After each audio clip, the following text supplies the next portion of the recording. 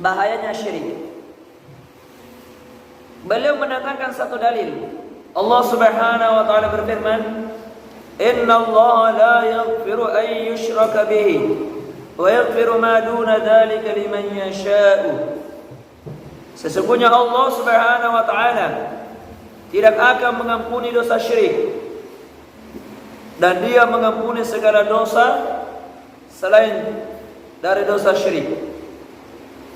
Itu bagi siapa saja yang dikehendakinya. Quran surah Nisa ayat 48. Ayat ini menegaskan bahwa syirik yang luar biasa bahayanya. Perhatikan bagaimana rahmat dan ampunan Allah Subhanahu wa taala yang Maha Pengasih mencakup segala sesuatu, yang kasih sayangnya tidak terbatas, bahwa Allah Subhanahu wa taala akan mengampuni segala dosa kecuali syirik, di mana Allah mengabarkan tentang dirinya bahwa Ia berkenan mengampuni dosa apapun yang Ia kehendaki kecuali dosa kesyirikan. Dari sini sudah jelas bagi kita bagaimana kita memiliki rasa takut akan perbuatan syirik, dan syirik besar merupakan dosa besar. Abdullah bin Mas'ud radhiyallahu anhu pernah bertanya kepada Rasulullah sallallahu alaihi wasallam tentang dosa terbesar, maka beliau sallallahu alaihi wasallam menjawab, "An taj'ala lillahi niddan wa huwa khalaqaka." Engkau menjadikan sekutu tandingan bagi Allah Subhanahu wa taala, padahal Dialah yang telah menciptakanmu. Hadis riwayat Imam Al-Bukhari dan Imam Muslim. Jadi sungguh tidak logis, tidak masuk akal jika Allah yang telah menciptakan kita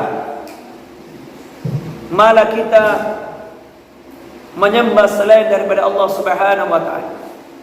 Allah yang telah memberikan kepada kita pendengaran, penglihatan, hidung, mulut, tubuh, kaki, tangan, kemudian kita menyembah selain daripada Allah.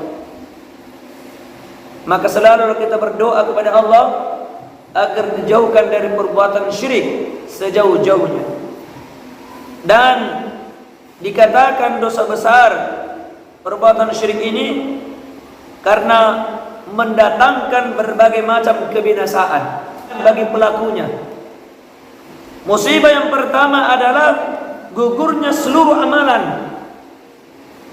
Jadi kenapa dosa syirik diancam pelakunya masuk dalam neraka dan termasuk perbuatan dosa besar? Yang pertama, karena menggugurkan seluruh amalan. Sebagaimana firman Allah Subhanahu wa taala, "La in asyrakta la ihbatanna amaluka wa la takunanna minal khasirin." Jika engkau wahai Muhammad dan kita semua ini sebagai umat Islam berbuat kesyirikan, maka akan gugur seluruh amalanmu dan engkau benar-benar akan termasuk orang yang merugi. Quran surah Zumar ayat 65. Bahkan di lain ayat Allah berfirman, "Walau asyraku la habita anhum ma kanu ya'malun." Kalau mereka yaitu para nabi dan seluruhnya dan seluruh umat Islam berbuat kesyirikan, maka akan gugur seluruh amalan mereka. Quran surah Al-An'am ayat 88. Jadi tidak ada amalan yang tersisa.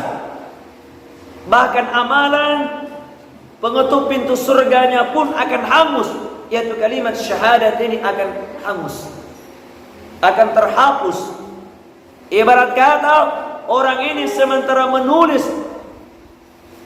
di pinggiran laut, tiba-tiba datanglah ombak yang menghapuskan tulisan tersebut hingga tidak ada lagi tulisan tersebut.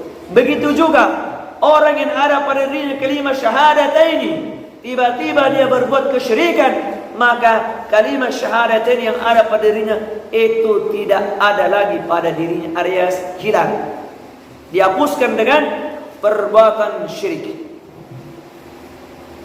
Jadi perhatikan bagaimana kerasnya peringatan Allah Subhanahu wa ta'ala akan bahaya buruknya perbuatan syirik. Jika Rasulullah SAW dan seluruh para nabi saja akan gugur seluruh amalannya apabila mereka berbuat syirik, lalu bagaimana dengan amalan kita ini? Lalu bagaimana lagi dengan amalan selain mereka, termasuk kita ini?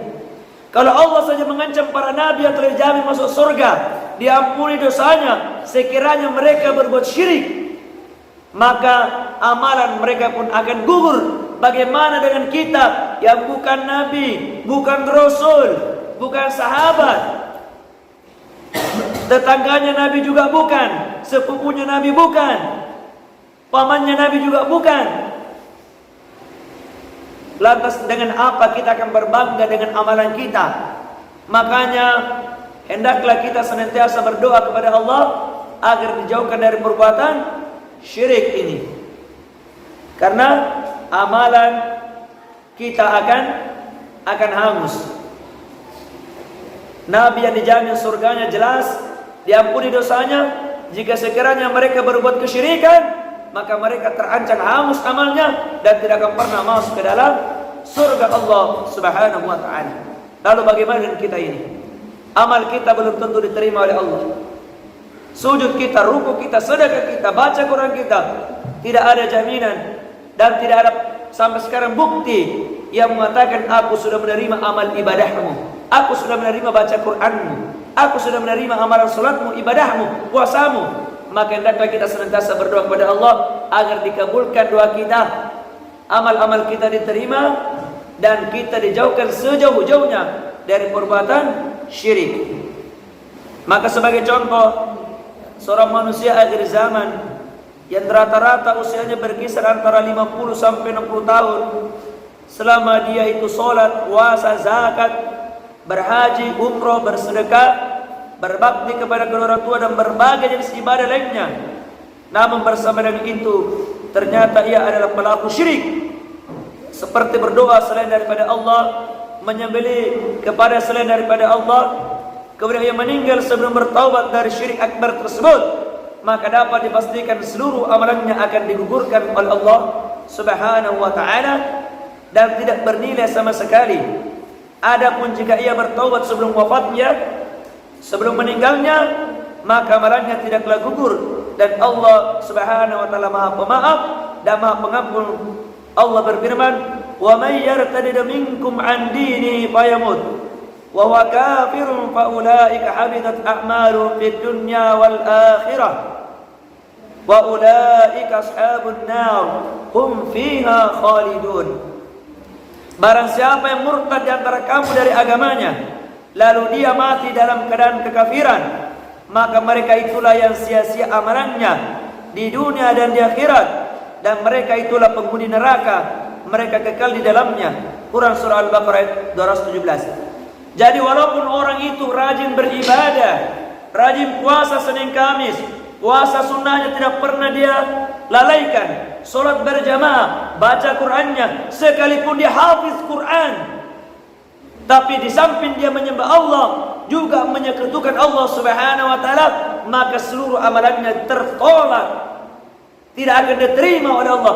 Sekalipun dia ustaz, sekalipun dia lulusan di Timur Tengah, ya siapapun dia, tetapi walaupun ibadahnya tidak diragukan lagi, tapi dia berbuat syirik, maka amalnya itu terputus, amalnya itu hangus.